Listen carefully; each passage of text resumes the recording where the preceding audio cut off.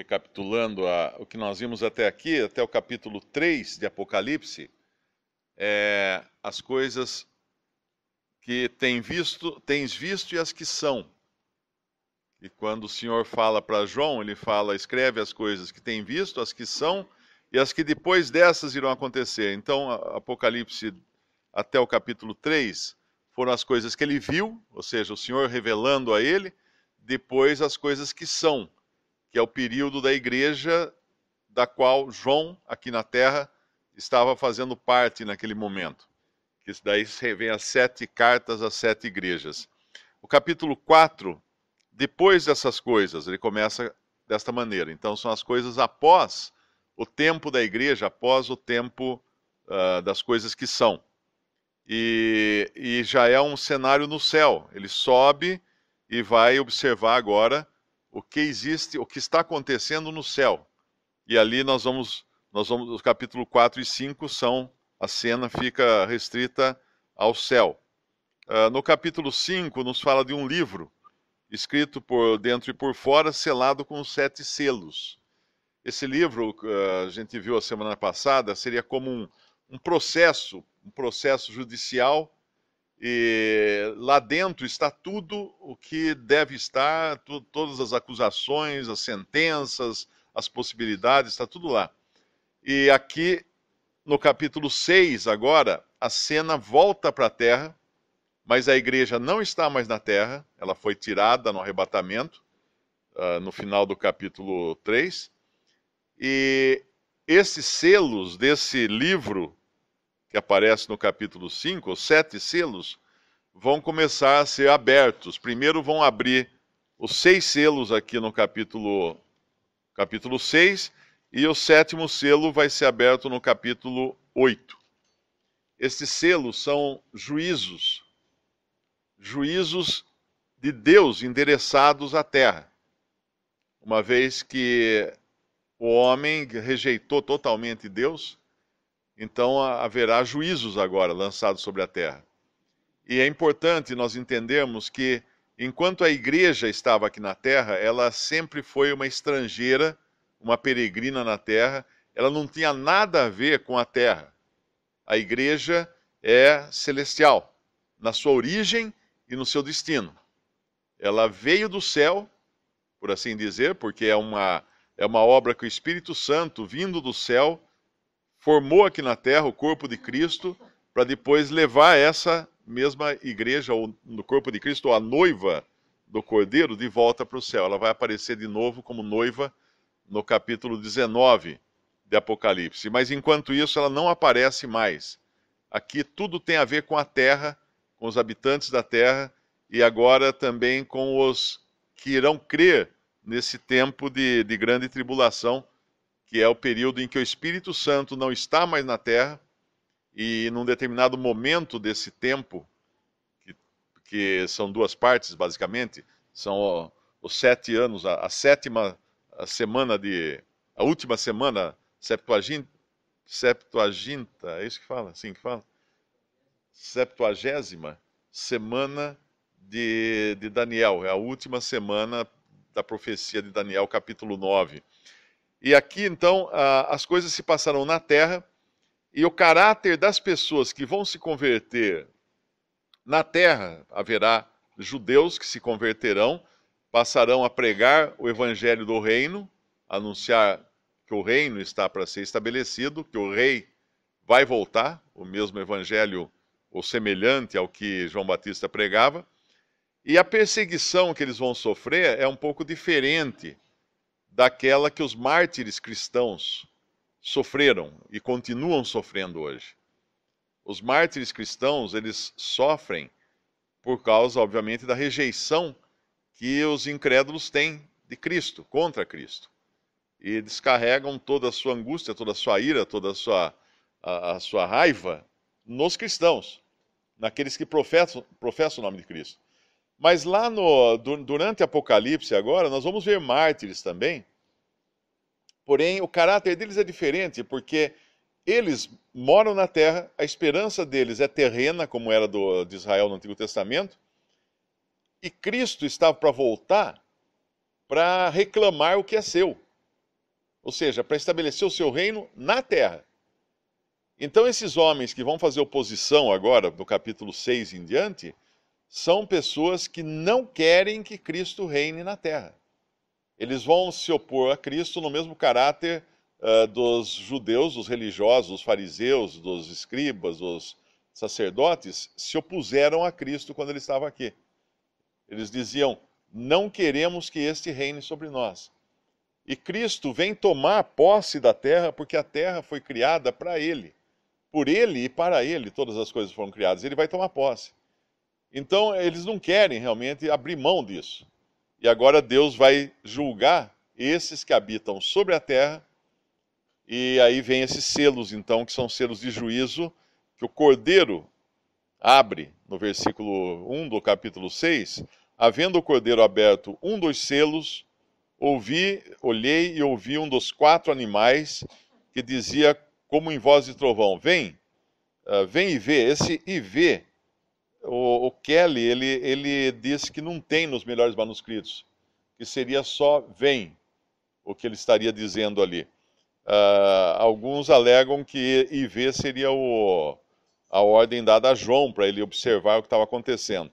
Mas, de qualquer maneira, é o Cordeiro quem abre um dos selos, e aí os 4 animais são aqueles que nós vimos no capítulo 4, quando disse, no versículo 6, e havia diante do trono um como mar de vidro, semelhante ao cristal, e no meio do trono e ao redor do trono 4 animais cheios de olhos, por diante e por detrás, e o primeiro animal era semelhante a um leão, e o segundo animal semelhante a um bezerro, e tinha o terceiro animal rosto como de homem, e o quarto animal era semelhante a uma águia voando.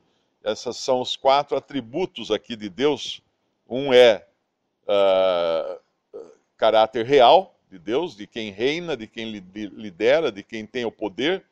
O outro é o caráter de força, e no caso do Senhor Jesus, que veio como um servo, mas é força e constância. O bezerro ou o boi nos fala de força e constância. Você não põe um cavalo para puxar um arado, quer dizer, alguns põem, né, um cavalo, mas os melhores animais para puxar um arado são os bois, porque eles caminham sempre na mesma velocidade, no mesmo passo, e eles são constantes.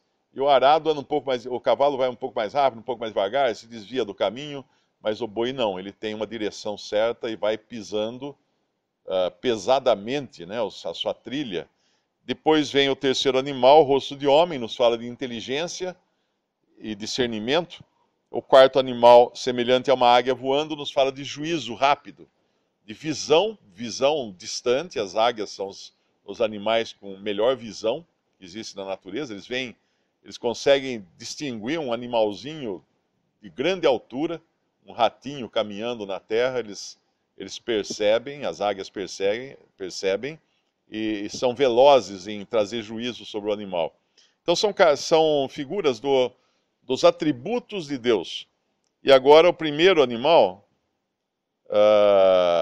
um dos 4 animais, certamente o primeiro aqui, que diz com voz de trovão, olhei e eis um cavalo e o que estava sentado sobre ele tinha um arco. E foi-lhe dada uma coroa e saiu vitorioso e para vencer.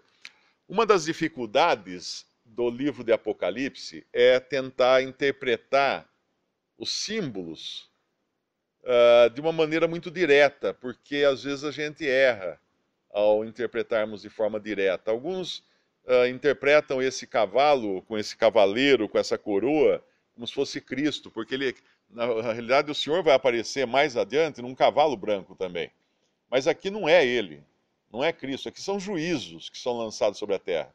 Então esse cavaleiro, que não é identificado aqui, alguns falam que é Cristo, mas não é, outros dizem que é o anticristo, poderia ser no que ele está fazendo aqui, mas talvez também não seja, porque esse cavaleiro, ele tem poder, ele tem a licença de Deus para infligir dores, infligir sofrimento. Ele traz um arco, não traz uma espada. O arco nos fala de matar de longe. Ou seja, é alguém que não entra diretamente na batalha, alguém que ordena a batalha, alguém que de longe atira as flechas, mas ele não entra no combate de perto, combate pessoal, porque aí seria uma espada. A espada, sim, é aquele que entra em combate direto. Ele tem a coroa, mas não é uma coroa genuína, não é dele essa coroa. Ele não herdou essa coroa, ele não tem direitos a essa coroa. Ele recebe a coroa. Tem um irmão que ele compara isso aqui como se fosse Napoleão, que não era de linhagem real, mas ele assumiu assumiu o reino na França e declarou-se a si mesmo imperador da França. Mas ele não tinha sangue real. Então é dada uma coroa a esse, ou seja, é uma pessoa que não tem uma origem de realeza, e ele sai vitorioso e sai para vencer. Ele é um líder. Agora, quem seria essa pessoa? Acho que não cabe a nós aqui interpretar isso, porque o remanescente de convertidos, de judeus convertidos que vão viver nessa época, provavelmente eles vão entender quem é essa figura que Deus vai enviar. Entenda que todos os juízos aqui são enviados por Deus. Não são coisas que de si mesmas elas se apresentarão para fazer alguma coisa. Elas podem até pensar que estão agindo na sua própria vontade, mas é Deus quem libera, Deus que abre esses selos e solta esses juízos sobre a terra. Um outro irmão, que é Rossier, ele comenta que esse caráter do cavalo é caráter de Deus subjugando as nações, ou seja, ele montado nesse cavalo e subjugando todo o poder de toda a dominação, toda a potestade, todas as autoridades no mundo, né, vão ser subjugadas por esse caráter do cavaleiro, digamos assim, né? Isso é uma comparação que ele faz.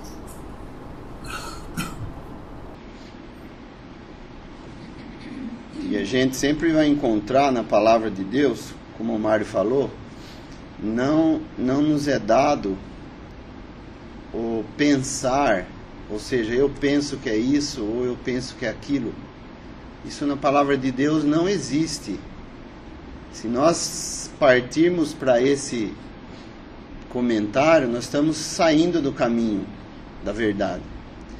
E a gente vê isso no Velho Testamento, por exemplo, em Zacarias 6, depois quem quiser ler, fala dos 4 cavalos aqui. E depois, em Jeremias, capítulo 22, versículo 6 em diante, fala assim: porque assim diz o Senhor acerca da casa do rei de Judá: tu és para mim Gileade e a cabeça do Líbano, mas por certo que farei de ti um deserto e cidades desabitadas, porque preparei contra ti destruidores, cada um com as suas armas, e cortarão os seus cedros escolhidos e lançá-los-ão no fogo.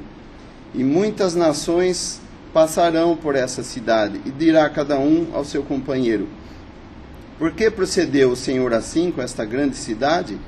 Então responderão: porque deixaram o conserto do Senhor, seu Deus, e se inclinaram diante de deuses alheios e os serviram.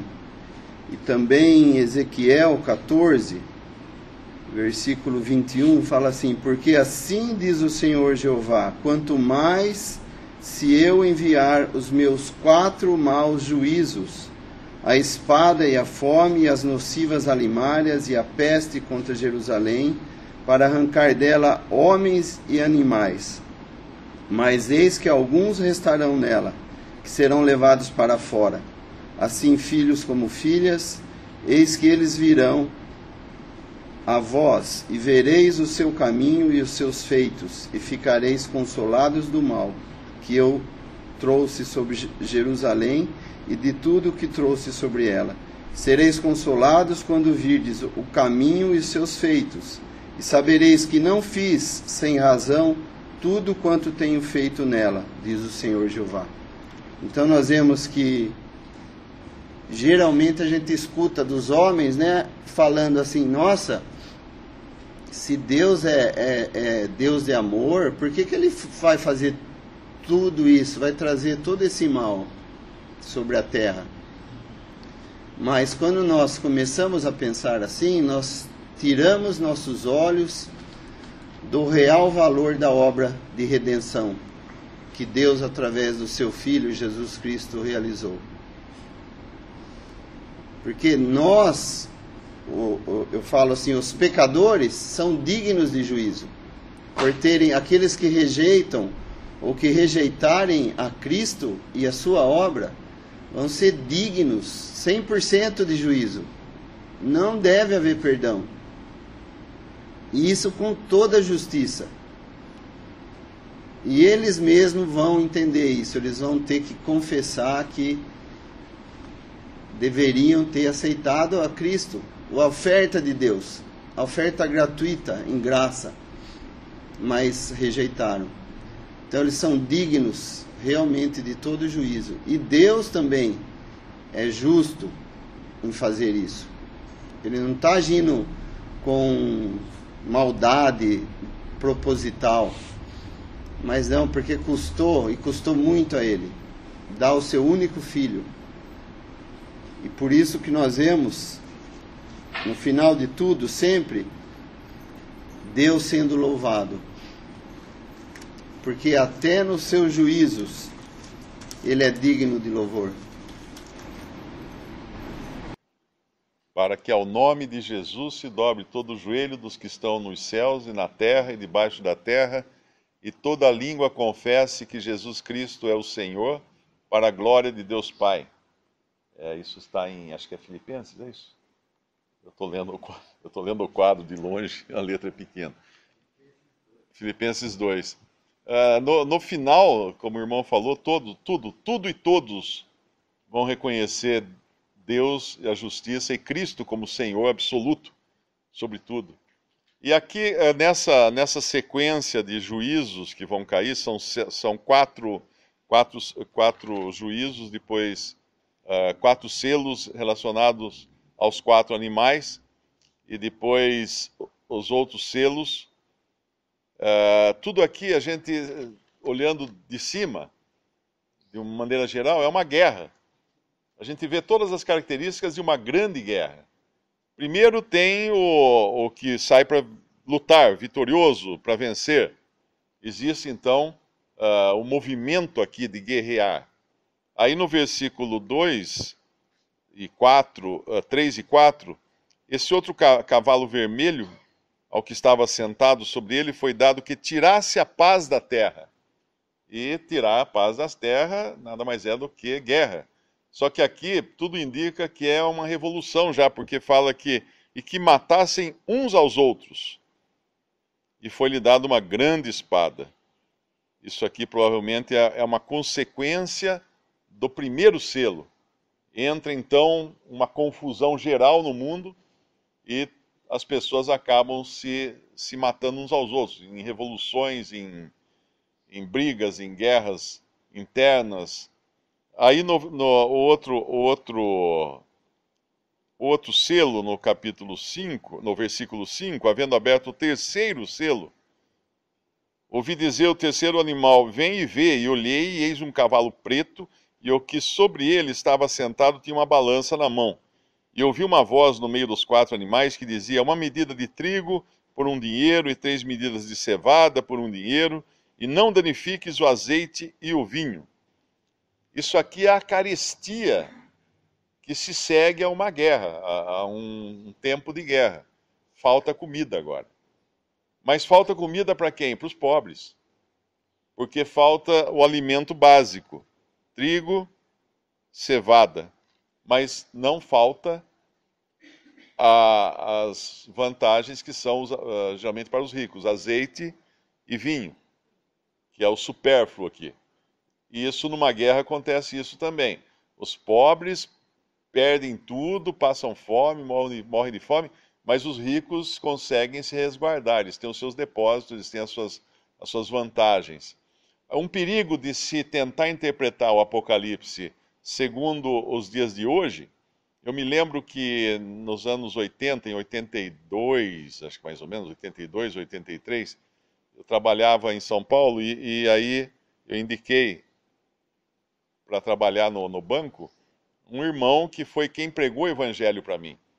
Quem tinha pregado o evangelho para mim em 1977, 78. E ele começou a trabalhar e nós conversávamos muito sobre a palavra. Ele reunia, não sei se uma igreja batista ou alguma coisa assim, e ele teimava que o Apocalipse é para hoje, temos que interpretar para hoje. Então, como naquela década de 80 estava uma crise muito forte no Brasil, teve aqueles planos, plano cruzado, plano que sumiu a comida das prateleiras do supermercado. Você ia no supermercado, quando fixaram o preço de tudo, não tinha mais o que comprar, porque ninguém abastecia mais o supermercado. Ele falava com todas as letras que, pronto, tínhamos chegado no quarto selo. Isso aqui era a carestia, a crise, que estava faltando comida, então era isso, o Apocalipse estava se cumprindo ali. Bom, mal sabia ele quantos apocalipses ainda iam se cumprir, né? Quantas crises nós iríamos ver nesse mundo, quantas guerras ainda, quantas dificuldades, quanta fome dos anos 80 para cá iriam acontecer. Então, o perigo de se interpretar o Apocalipse segundo os acontecimentos dos jornais é esse, porque isso sempre existiu. Só que aqui é específico para um momento que é futuro ainda. E aí vai ser isso daqui, justamente isso, quando vai haver fome, haver carestia, ocasionada também pela consequência também dos que se matam uns aos outros, no versículo 4, da paz da terra que é tirada, e também do versículo 2, do que sai vitorioso e para vencer. No versículo 7, é aberto então o quarto selo e a voz do quarto animal. Aí o cavalo é um cavalo amarelo, e o que estava sentado sobre ele tinha por nome Morte, e o Hades, aí algumas traduções trazem inferno, mas na verdade é o Hades. E o Hades o seguia. A morte nos fala do corpo, o Hades nos fala do espírito, porque o Hades é a condição de separação do corpo e do espírito. E aqui ele vai matar, é dado poder a ele para matar a quarta parte da terra. Com espada, com fome, com peste, com as feras da terra. Quando nós ouvimos falar da terça parte da terra, é a terra de Israel. A quarta parte da terra é o restante do mundo. Provavelmente isso aqui nos fale das aflições que acontecerão em todo o mundo, fazendo uma certa distinção aqui com Israel.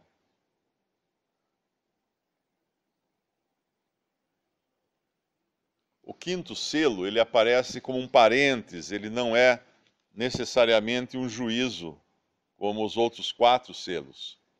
Ele é um parêntese para mostrar o que está acontecendo agora com os mártires da grande tribulação. Lá em Mateus 24, versículo 9, diz assim: Então vos hão de entregar para seres atormentados, e matar-vos-ão, e sereis odiados de todas as gentes por causa do meu nome.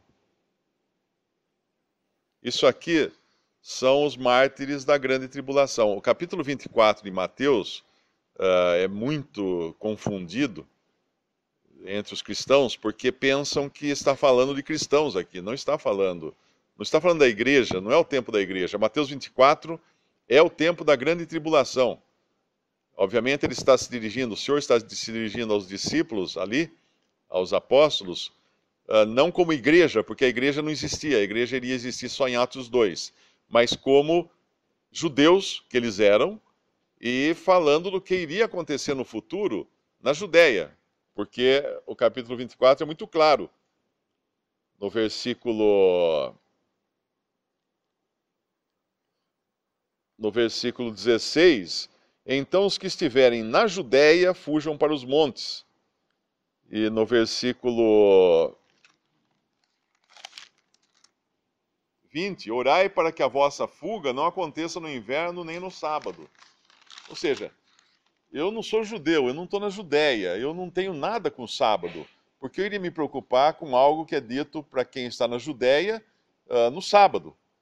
Que o sábado é o dia que os judeus guardam, como o dia que não pode nem trabalhar e nem andar mais do que uma determinada distância. Então, orai para que a vossa fuga não seja no sábado. Por quê? Porque senão eles não iam poder fugir. Eles só podiam caminhar alguns metros apenas e parar, para não transgredir a lei do sábado. Então, o capítulo 24 de Mateus não é igreja, é a terra, é a tribulação, não tem nada a ver com a igreja, não tem nada a ver com o arrebatamento, aquele versículo que fala lá no capítulo 24, estarão dois no campo, eu não lembro qual é o versículo agora. 40. Isso. Para entender esse versículo 40, é preciso ler um pouquinho antes o versículo... E como foi, 37, e como foi nos dias de Noé, assim será também a vinda do Filho do Homem, porquanto assim como nos dias anteriores ao dilúvio, comiam, bebiam, casavam, davam-se em casamento, até um dia em que Noé entrou na arca, e não o perceberam até que veio o dilúvio, e os levou. Levou a todos. Levou para onde? Levou para a morte. O dilúvio levou para a morte. Aí ele faz a comparação, no versículo 40. Então, estando dois no campo, será levado um e deixado o outro. Levado para onde? Para a morte. É juízo. Juízo vindo sobre os habitantes da terra. Não é arrebatamento aqui, não tem nada a ver com a igreja. E quando fala do que perseverar até o fim, será salvo, no versículo 13. Mas aquele que perseverar até o fim será salvo. Esse salvo não é a salvação da alma. Para entender isso, tem um versículo que fala: se esses dias não fossem abreviados, nenhuma carne se salvaria. Estou tentando achar aqui o versículo. 22, isso. Obrigado. E se aqueles dias não fossem abreviados... E o versículo 21, porque haverá então grande aflição, como nunca houve desde o princípio do mundo até agora, nem tampouco há de haver. E se aqueles dias não fossem abreviados, nenhuma carne se salvaria. Mas por causa dos escolhidos, serão abreviados aqueles dias. Quem são esses escolhidos? Os escolhidos desde a fundação do mundo, para entrar no reino terrestre de Cristo. Eles estarão a salvo no seu próprio corpo e poderão caminhar e entrar no reino. Então lá, quando nós voltamos lá para Apocalipse, nós vamos ver esses mártires, os que vão morrer, clamando no versículo, eles aparecem debaixo do altar, as almas dos que foram mortos, no versículo 9, por amor da palavra de Deus, por amor do testemunho que deram, ou seja, eles entregaram os seus corpos em sacrifício a Deus. Por isso que eles estão debaixo do altar. Eles foram, e Deus aceitou a eles como sacrifício. Mas no versículo 10 mostra também que não tem nada a ver com a igreja, porque eles clamavam com grande voz, dizendo: até quando, ó verdadeiro e santo dominador, não julgas e vingas o nosso sangue dos que habitam sobre a terra? Obviamente, nenhum cristão iria pedir vingança para os seus oponentes. Pelo contrário, nós vemos o exemplo de Estevão sendo apedrejado, ele pede para perdoar. O próprio Senhor também pediu para perdoar os seus algozes. Mas aqui é outro caráter. Os que habitam sobre a terra são aqueles que não querem nada com as coisas espirituais do céu. Eles vão se negar a entregar a terra para Cristo. E eles perseguem, então, aqueles que vão testemunhar da vinda de Cristo para reinar sobre a terra. Esses aqui têm um caráter também, hoje na cristandade, seria mais ou menos aqueles que são inimigos da cruz de Cristo, que fala lá em Filipenses. E rapidamente, o sexto selo, ele é o que a gente chamaria aqui da puxada do tapete, né? Deus puxando o tapete da terra para nada agora parar em pé. Versículo 12 em diante. Olhei e eis que houve um grande tremor de terra, e o sol tornou-se negro como saco de cilício, e a lua tornou-se como sangue, as estrelas do céu caíram sobre a terra, como quando a figueira lança de si os seus figos verdes, abalada por um vento forte. As estrelas nos falam de autoridades, ou seja, todas as autoridades aqui deixam de fazer sentido, deixam de exercer o seu domínio sobre os homens, então a bagunça é geral agora. Toda a ordem da terra é abalada. Os céus e a terra, tudo é abalado, para que não haja mais condições de o homem parar em pé na terra. Tudo aquilo que ele confiava é tirado de debaixo dos seus pés e de sobre a sua cabeça, e o céu retirou-se no versículo 14, como um livro que se enrola, todos os montes e ilhas foram removidos dos seus lugares, os reis da terra, os grandes, os ricos, os tribunos, os poderosos e todo servo e todo livre se esconderam nas cavernas e nas rochas das montanhas. Aqui não tem mais distinção, ninguém vai poder falar, você sabe com quem está falando? Eu sou o rei, eu sou o governador, eu sou o juiz. Não tem. Todos eles vão correr para as cavernas para se esconder agora e pedir para se esconder do rosto, no versículo 16, daquele que está sentado sobre o trono e da ira do Cordeiro, porque é vindo o grande dia da sua ira, e quem poderá subsistir? Eles fazem essa pergunta, e a resposta é ninguém. E aqui, mais uma vez, aquela bobagem que é as pessoas ficarem procurando o cumprimento das profecias de Apocalipse hoje e ficar olhando para a lua. A lua vai ter uma lua vermelha agora, não sei quando, então é o fim do mundo. Aí coloca lá um monte de vídeo no YouTube para dizer que é aqui, essa lua vermelha, então é isso que está acontecendo. Mal sabe, quem pensa assim não sabe o que é isso aqui. Quando fala lá em Mateus, um abalo, né, como nunca houve e nunca haverá. Então nada na história da humanidade se compara a esta cena aqui. Quando ninguém vai parar em pé, literalmente tudo vai cair, tudo vai ruir. E ainda o pior está por vir. Isso que é estarrecedor para a gente, como nós devemos de ser gratos, né, a Deus por ter providenciado a salvação. Só uma observação, já deu nosso horário aqui. No versículo 10 vou te perguntar onde que nós vamos estar nesse momento aqui, né? Versículo 10 do capítulo 5 ele fala, para o nosso Deus os fizesse reis e sacerdotes, e eles reinarão sobre a terra. 11 também, e olhei e ouvi a voz de muitos anjos ao redor do trono, e dos animais, dos anciãos, e era o número deles milhões e milhões e milhares e milhares. Por muitos anos o Senhor Deus usou os anjos para fazer o papel de juízo. Os anjos eram administrativamente quem executava algum juízo aqui na terra.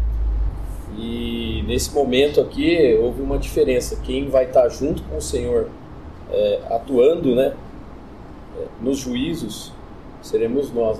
Então, e os anjos eles estavam aqui, né? A gente vê eles estavam louvando, né? Ao redor do trono milhões e milhões. Então eles estão louvando o Senhor, como se eles estivessem numa posição não mais de ação direta, mas eles estão louvando tudo aquilo que está acontecendo. E nós vamos estar julgando o mundo junto com o Senhor.